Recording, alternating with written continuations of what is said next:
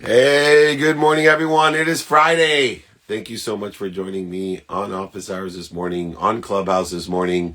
We're talking about Freedom Friday, this Funky Fresh Friday. We love having you on Fridays because training is Friday. Healing relationships is the training today, and it is Freedom Friday, and we're going to talk about healing relationships.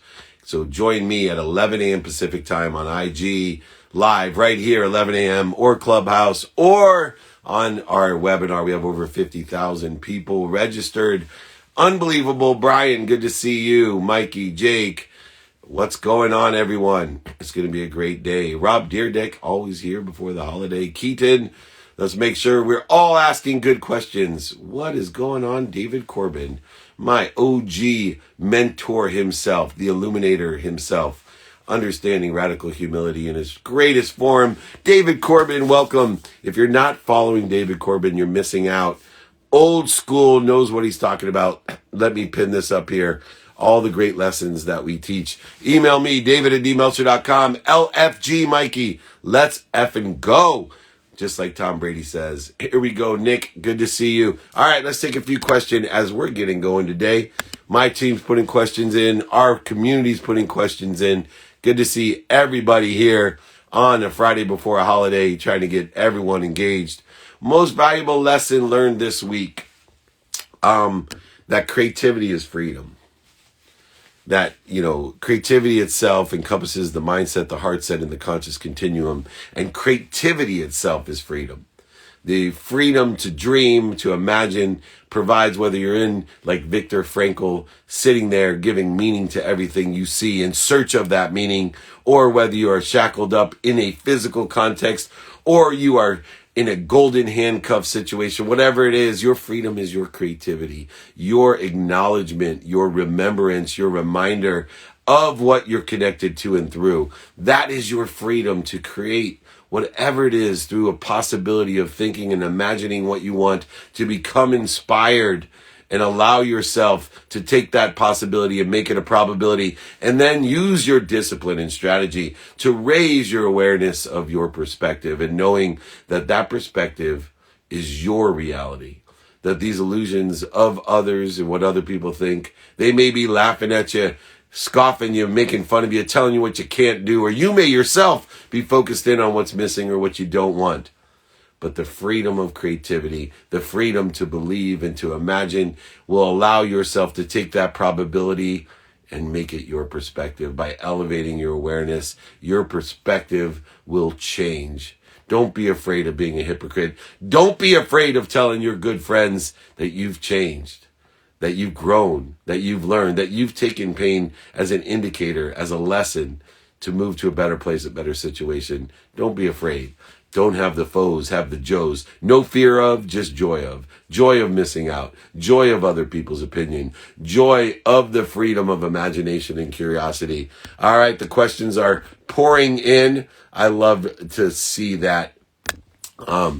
I have a major question regarding my career. Then email me. Anyone that needs help, david@dmeltzer.com. Come to the free training. We have Q&A sessions there. If it's private, just email me, david@dmeltzer.com, or join my text community, 949-298-2905. What's up, groovy girl? Hussin' my lady. That's Lori, my friend. Good to see you. Thank you, Nick. Welcome as well. As we're cruising and grooving. These questions are great. Thank you. What is a celebrant? Look, everyone wants to be a celebrity. I like to be a celebrant. I celebrate the success of others. I find the light, the love in the lessons in others, elevating others to elevate myself. Be a celebrant. Celebrate others. Celebrate other things. You don't have to be a celebrity. You don't have to live in a world of to you as a victim, of living in a world of not enough, or for you, in a world of false abundance where everything's for you, not buying things you don't need to impress people you don't like a celebrity. Be a celebrant. Live in the world of more than enough of everything for everyone. I see Melissa here. We're going to grab her in 1 minute. Let's take one more question, and then we will bring our friend Melissa on here, Basilar, from Wagmore Pets, saving lives and helping lives in the same breath, which is awesome. How to stop seeking approval from others. Well, look, it's a practice and a process. You can't just stop. You can't go cold turkey. It's harder than nicotine. You can't just quit it. More addictive than heroin. You cannot just quit seeking approval of others. And the only way that you do it is to excavate before you elevate, to look within yourself, to find what you want outside of you, inside of you. And you can do that as a practice to get better and better, and just spend minutes and moments seeking other people's approval, being a pleaser. Mr. Corbin's still here. Your strategy to prove so much and also find time to just be. Minimums, baby. Minimums. 2 minutes a day is worth more than 2 hours on a salary day. So I have non-negotiables in my life where I spend a minimum of an hour a day on my health, minimum of 30 minutes with my wife, minimum of 30 minutes with my 11-year-old, minimum of 2 minutes with my 3 teenage daughters, a minimum of 1 minute with my mom to remind her I'm healthy, happy, love her, and appreciate her. I'm not wasting time visiting with people are not relative to me, or people that are bleeding me, or people that aren't feeding me, right? I have a chain, a spectrum of feeding, and I'm just not wasting my time. I'm spending my time in the most relative things to the expansion, growth, and acceleration of my happiness, my abundance, because I can't give what I don't receive. And so I spend every single day, a minimum of 20 minutes a day, meditating, a minimum of time vacationing every day. I probably spend more time on myself and me than most people, especially according to the exponentiality of time. People think because they get so busy working, they're making money. The same thing holds true with time that you're spent with self, just being. I also use the amplification of media to make it seem as if I am always on.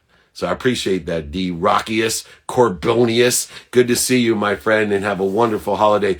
All right, let's get this party rocking. We will bring on Melissa for pets. Like I said, she's saving lives and giving value with a great system. There she Hi. is. Happy holiday. Happy holiday. I'm trying to walk away from my dogs. Every time I go someplace, they just bark and bark. So I'm How trying to many get into how many dogs do you have in your own house? I have 9 of my own that are mine. And then I have a mama and 3 babies that we're fostering. And so what is that? 13? There you 13 go. dogs. Well, you do so much for so many people and so many dogs.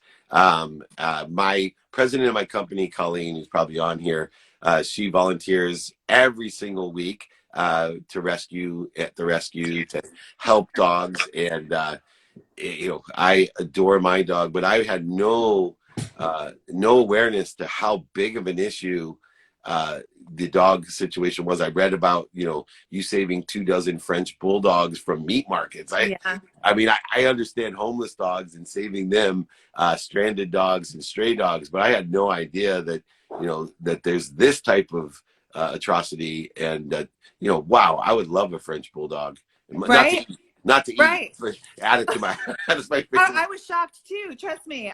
You learn something new every day in this business, and my team and I talk about it all the time. It's like, because we're dealing with live animals and because there's so much that's so unknown, anything can happen. So no matter how much you try to prepare, or how much you think you know, or how much you think you've seen, every day you wake up to a new situation, and we just have to figure out how to make that situation work for us. And I was listening to what you were saying about, time on yourself, and just being there for yourself, and knowing like what it is that makes you happy, and finding your success through that. And I have to say that this journey that I've taken the last year has rung so true for me, because the pandemic literally made me sit back and have no choice but to be with myself and sit with myself and figure out what makes me happy, and stop that rat race of like, I have to make a living, and I have to, buy a bigger house, and I have to get my kids this, and I want a new car, and I like all these things, and realize what really makes me happy. And saving dogs is my 100% my like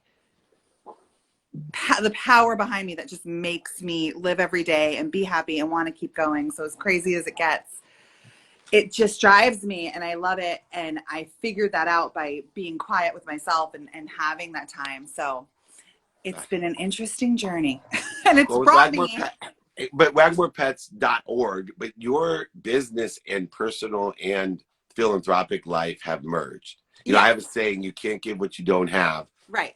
And you have a very successful luxury pet hotel and spa in Studio City, but you use your success to extend, you know, brand yourself as this pet matchmaker with the biggest celebrities in the world, you know, Miley Cyrus and, you know, Sandra Bullock, Ellen DeGeneres and Jennifer Aniston, people like that. Yeah. But you do it for a purpose, right? And I Yeah. mirror that in my business where, you know, I have 5 billionaire clients that fund everything else I do, that allow me to have, you know, Right. free IGs and office hours and the TV show. It all just aggregates on itself because I have a philosophy that everything's coming through me. But in the end, you can't give what you don't have.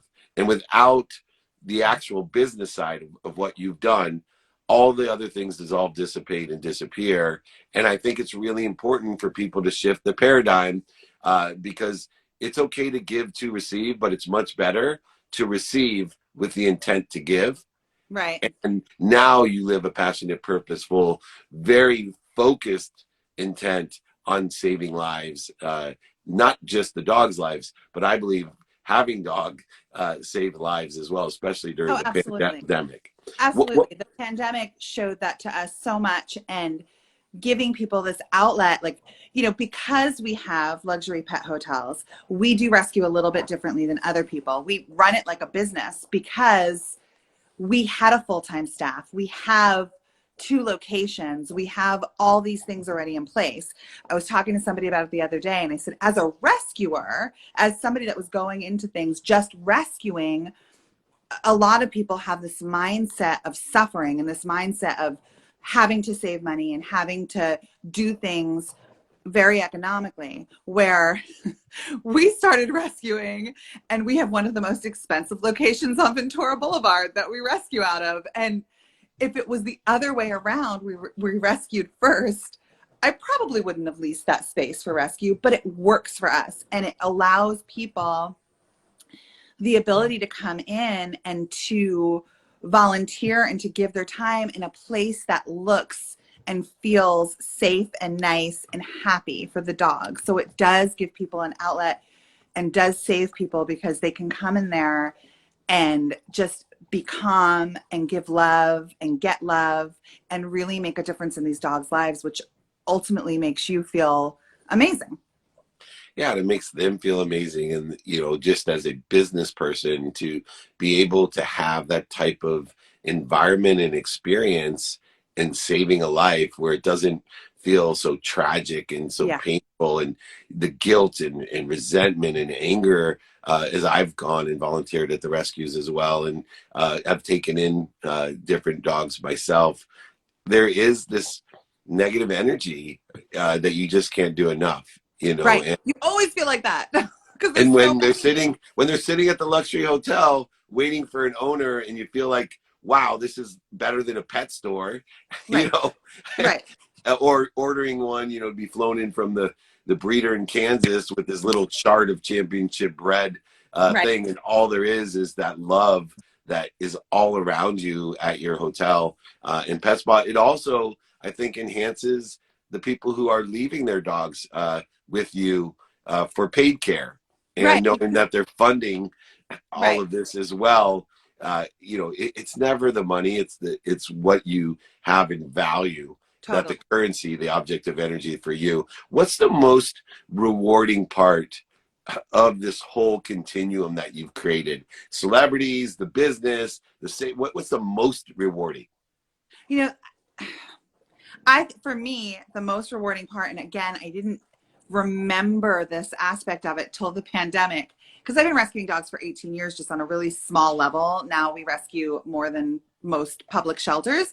But the first rescue that I did during the pandemic, where I physically went to a home and watched the dogs and saw how the dogs are being treated and how they lived, knowing that these dogs know nothing else and never like felt luxury and never felt love the way that we could provide it, getting them and watching them become okay. Because when you get these dogs out of these houses, they're biting you and they're sad and they're scared and they're dirty and they're covered in fleas and ticks and all these things. And then all of a sudden you start bathing them and you put them in the cage and you give them some good food and you're driving them away from the situation, and they're like, you could physically watch their bodies relax. And that is so awesome. And then watching them go to their homes. That's the other thing. Like when I get those text messages like, you know, Tequila found a home or whatever, and it's one of the older dogs that have been with us for a while. Oh my God, my heart, like, I feel like just swells so much. It's the best feeling. So I would say getting them out of the situations and then watching them get a home. Those are the two most rewarding things. I love the way that dogs, the rescue dogs, represent that pain is just a turn signal to something better when they get to a situation like yours. Just like pain is an indicator that we have a lesson to learn for something better for ourselves. And then two, I find that dogs have an innate ability to find the light, the love, and the lessons in anyone. Yeah. And as you know, as long as you allow them to find it and you're not abusive, it is one of the most rewarding, inspirational, aspirational relationships that you can ever have. And the lessons that I have gained through understanding, trying to seek the light, the love, and the lessons in everyone, like a dog does when they're taken in, whether they're a rescue dog or not, is an extraordinary lesson. And I just say, bless you so much, Melissa, for everything you do. I know you're blessed already, but may more blessings come your way. More freedom be yours. Wagmorepets.org.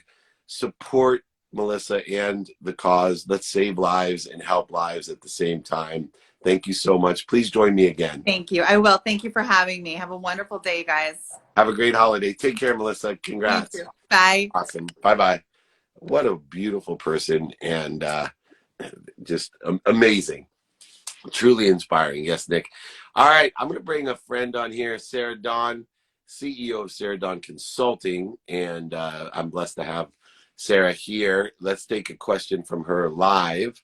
Hopefully I can find her. And Nick, let me know. Is she here? There we are. You posted up there how to save dogs as well. Yeah, Sarah's here. Let me bring her on. Sarah, here we go. At Sarah Dawn Esquire, ESQ. So she is versed in the law, obviously. There she is. Sarah, Hey, welcome. David, how are you? Amazing. How are you? Pretty good. We're finally getting rain in the desert, which we've needed for years. So it's a good day. Every time it rains in the desert, I think of the movie with Leap of Faith. I love that movie with Steve Martin. Yeah, it's a really clever and beautiful film, but it starts yeah. raining. I remember that, but as a child growing up in evangelical world, it had a whole different meaning than I think the I know. I'm a big the Joe. movie intended. I love Joe Osteen, so like I just watch that and think about that movie at the same time. But I also think about what I do in my life, and you know, with the growth and the lessons that we learn without judgments and conditions, how you know, things can turn for the better, and that, you know, through our lessons that we can transform into the better. As you're a business growth expert in turning, you know, what seems to be a dry desert into a flourish forest of luxury and water. And what a perfect day to have you on. You have a killer podcast, the Blessed Biz podcast, helping teach those lessons as well. Give me a little bit of background on what you do as a consultant, and then I know you have a question for me. Yeah, I work with established business owners, helping them grow their business, hit those record months, but have that aligned with a lifestyle they love. You know, the quick background of that is I burned myself out as an attorney. I went from working nonstop to having my body completely shut down in a episode of Bell's palsy, or at least my face completely shut down, and restructuring my work to be something I love without having to leave it behind. And that's what morphed from lawyer world to helping other business owners, because I kept seeing that in my network. Is I was restructuring my life and business. I kept hearing the same thing of people having years without a vacation, missing family time, not having personal friends anymore because it was just all business all the time. And I was like, hey guys, we can have both, and let me show you how. That is awesome. And what question do you have for me? My question for you is how to get brave enough to give that ask. I know if I want my message to reach as far as I want to reach it, I can't do it alone. But that ask feels like the floor's falling out from underneath me. Oh, I know. And it's the most difficult thing to do, to practice radical humility and the respect of asking help from others. And so I actually use 5 daily practices, and I'm more than happy to send it to you and everybody, but david@themeltzer.com right below. And the reason the 5 daily practices are so important is the reason we don't ask for help normally is not because we're afraid of it, not because that we somehow think we're diminished. It's really, we don't know what we want. See, when we ask for help, people will say, well, how can I be of service? I'm amazed how paralyzing that question is when I ask people, how can I be of, people will say, I need your help. I'll say, well, how can I be of service? And what happens is it exposes you that you haven't figured out your what you want personally, experientially, giving and receiving wise. And maybe you haven't figured out who is the right person to direct you towards what you want, or who you can help with what you want. And then comes the how. And, I love Bob Proctor, who's been my mentor for years and years. He says, Dave, don't worry about the how. Worry about the what and the who. The how will take care of itself, because the easiest way to get to where you want to be is find somebody that sits in a situation that you want to be in and ask them for directions. Well, in order to find someone that sits in the situation that you want to be in, you really have to do the work, be more interested than interesting, and know your what. And we get mistaken by, for example, asking for help from our parents when we're young. We get so frustrated because we ask our parents for help for when we're young with things that they're not good at or have no knowledge of. But we think because they're our parents and they love us so much that they should have the capability of helping us. And it creates resentment and guilt and all of these other things. And it's a very negative circle and vacuum. Yeah, that background of always going it alone and then being in the position that, hey, that's not the way for the rest of the future. Yeah, and I say, when we're asked for help, the greatest way to ask for it is, do you know anyone that can help me? See, once I know my what, now I say to you, Sarah, do you know anyone that can help me? I'm looking for a dog rescuer. Blah, blah, blah. You're not a dog rescuer, but you've been a lawyer. But I just met one, and right. She had me crying. The thousands of people that are on here watching, they now know a dog rescuer. We all can, jump in together to help. And especially because of that connectivity that we have today, understanding. And, I applaud you for not trading your time for money, and for skipping over and understanding you don't have to be so busy working, you forget to make money. And you also learned a valuable lesson, as I have from being a lawyer, that you can find love, light, and lessons in everything. There's only activity you get paid for and activity you don't get paid for. And what a wonderful lesson that has been. Please, I'm going to, as a gift, send you my 5 daily practices. Yeah. I'm also going to send you all my books. Email me, david@themeltzer.com. I'll send it to anyone here that's listening, david@themeltzer.com. But if you know your what and your who, I promise you the how and the now and the why will all follow right behind. All right? Great. Thanks, David. You have a great weekend. Congratulations. Thank you. Thanks. Bye-bye. All right. Check out Sarah. She is amazing, an incredible business coach, consultant, and her podcast, Bliss Biz Podcast. I'm saying blessed. Bliss Biz Podcast, to help you get to where you want to be as a growth expert, someone who has walked the walk herself. Sarah Dawn Consulting.com. All right. Where are we at? We got time for some more questions. I see you there, Melanie. I'm going to grab you in 1 minute. I'm going to take a few questions. Thank you, everyone that's putting questions in here. I will be doing training at 11 a.m. on healing your relationships and I'll be answering questions as well on here. I'm bad at taking criticism. David, I need your valuable advice. Yes, the need to be offended is an ego trigger. The need to be offended is so easily fed. The minute you walk outside your door, if you have the need to be offended, it's amazing how other people's experiences and the things around us can offend us. It's just a trigger to the ego. If you want the blood to leave your brains, if you need to be in the primal fear state of foes instead of Joes, that's fear of everything instead of joy of everything, then go ahead, have the need to be offended. And the first thing to do, if you have that need to be offended, is to stop. Practice identifying when and what offends you, and just stop. Don't resist it. Don't overcome it. Don't lie to it, cheat it, around it, below it. Find the key of forgiveness and just stop. Breathe through your nose and out through your mouth and drop down to your higher self, your center, that place where there's no interference, where you're connected cleanly to the greatest source of power, light, and love, and then roll in the right trajectory. Roll in the right direction. You got to do that, and you will be happy, healthy, wealthy, and worthy. All right. I'm going to bring on my friend Melanie Feldman, co-founder of Going Places, and you are goingplaces.com. She has great courses, scholarships, unbelievable resources, especially today. I am going to bring Melanie on here. Thank you so much for joining me. Thank you, everyone, for coming live with us. It's always a blessing to have such a big group here, especially on a Friday before a holiday. It is Forgiveness Friday. It is Freedom Friday. It's Funky Fresh Friday with my friend Melanie.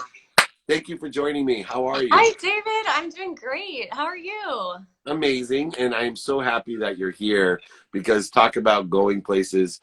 I want to start. I know you have a question for me, but give us a little bit of background on what stops young people from going places. Yeah, so I would say I think it's the education of how to get a job.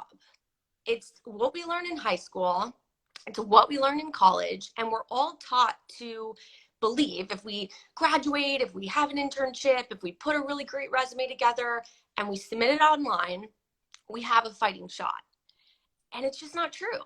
And it's unfortunate because so many young professionals believe this and then they feel so rejected. So really going places for me is about re-education of how this works, and with the core being networking and how do you land a job without ever applying online. So that's the premise of what I'm doing. I love it. And you have a question for me so I can help other people, as your book explains, be bold, get noticed, get hired. Is there something I can help you with?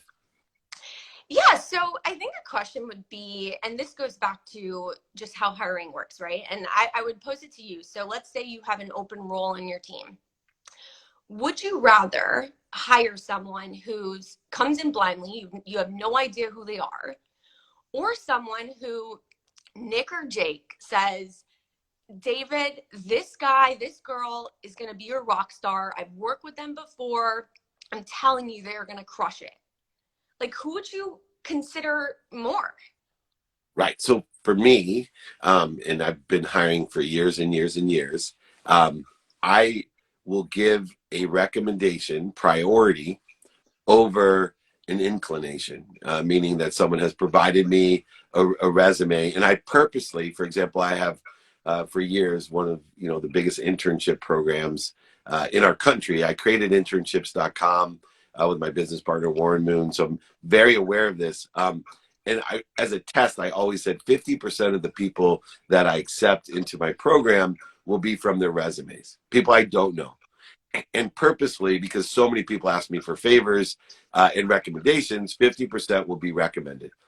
Here's the interesting thing, that of that, I thought for sure the 50% that would be recommended would be entitled, because they were recommended, and I'm using the judgment or conditions of others. And I thought that the people who I picked out that went to the Ivy League schools, that I determined through an interview process had a desire that they must be what they can be. But I will tell you, after 35 years of doing this, that it's exactly equal. The reality is that the people who get recommended in and the people who I choose from resumes, the same percentage end up being successful as the same percentage end up being entitled. And so for me, I do both, but I still prefer Nick or Jake to recommend someone to me, but it doesn't mean it's going to work out at a higher percentage than me picking or the team picking from resumes. I'm so glad you do that, because I think it's so important, right? Because if you don't have that network built in and you don't know people, you generally don't get that shot. And the fact that you're carving out 50%, I think is super important, and probably leads to a more diverse intern pool, right? Oh, sure.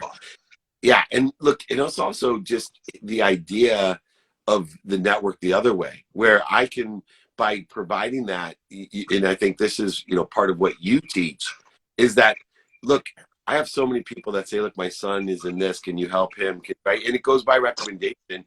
But on the other side, it allows me to open my network for all the kids I want to help that don't want to work in content or sports and entertainment or TV or movie or inspirational world, that someone comes to me and say, hey, I'm an accountant. Do you know anyone at PwC or Ernst & Young?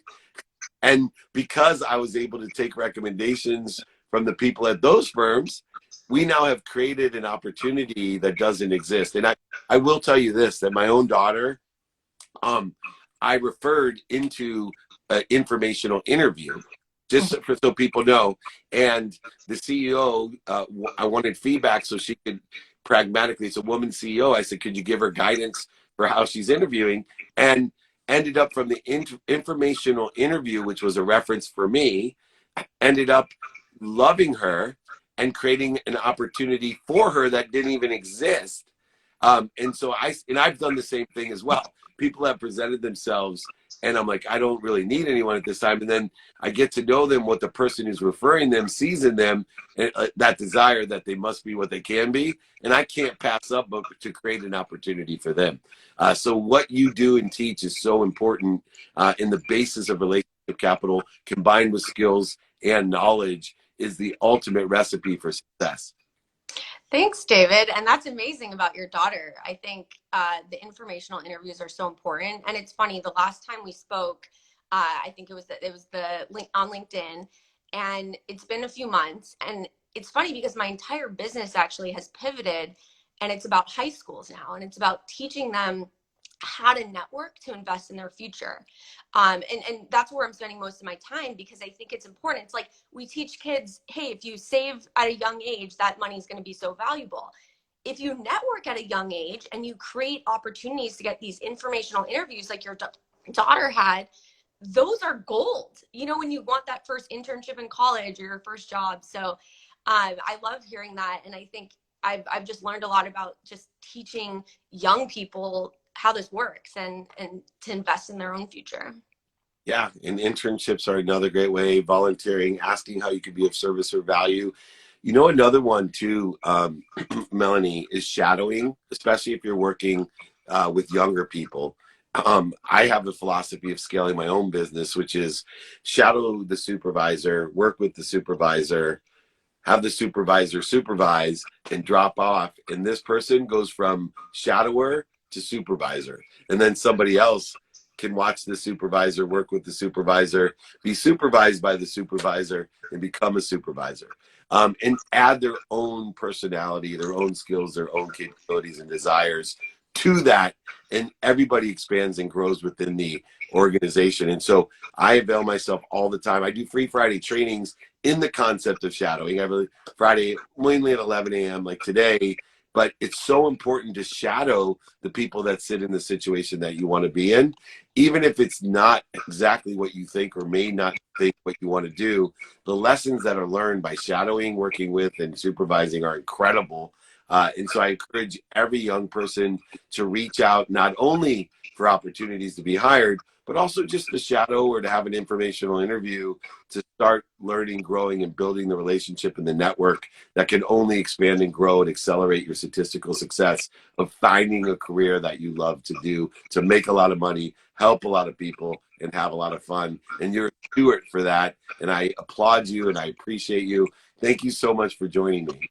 Thanks so much, David. Last quick question, and it'll be one answer. Yeah, no problem. we talk about networking and going to the top, right? So I always tell people, don't go to the bottom, go to the top. How many people actually call you when you put your number up there? Here, let's just test it out. There's about, concurrently 2,000 people on here right now, right? And so watch this. Here's my actual cell phone. Do not text me because I can't handle that many texts. But this is how chicken everybody is. I run many businesses and I'm connected to some pretty big people as well. Call me 858-688-3294. Now, the thousands of people, I will get 1 or 2 phone calls in the next 3 days. And I will help those people. And I will send them my book. I'll send them my daily practices. I personally will take care of them. I will tell you, you want to get someone's attention, call them. Don't email, text them, or DM them. Although I try my best to return all of those as well. Everybody that calls me, leave a message because I can't, I'm on live a lot. I'm in interviews a lot, but I will call you back. So leave me a message and say, there it is. But out of all those people, when I do it, very, very few. People are afraid to get what they want. And I use my 5 daily practices to help people. I use my network of people like Melanie Feldman at Melsfeld. And you can make sure at yourourgoingplaces.com/ you have courses, scholarships, you do everything. Where else can people reach you, or just reiterate where I told them to reach out? Those are the places, and then You Go Places on Instagram. So You Go Places. You'll find me. If you find my own Instagram, you'll find my company Instagram as well. Yeah, you just be happy where you're at, angle to what you want, and use people like Melanie and I to get to somewhere better than you even imagine. Thank you so much for all you do to inspire and empower, especially our young people, to be all that they can be, to maintain the desire that they must be what they can be. Thank you, Melanie. Have a wonderful holiday. You too. Thanks for having me. Bye, David. See you soon. Bye-bye. That's awesome. What a wonderful, 3 wonderful women. Again, we have my friend from Wagmore Pets, Melissa, Sarah, and Melanie. I want to thank you. Let's take a few questions. We're going to be joining Junior Achievement. We have a terrific show, 2nd season of 2-Minute Drill, available to you on Bloomberg tonight at 8:30 p.m. Pacific time. It is a pitch-only show with $50,000 in cash and prizes. Please apply for season number 3. They also will be releasing the episodes as the holiday ends and the compliance issues are resolved on Amazon there for you as well.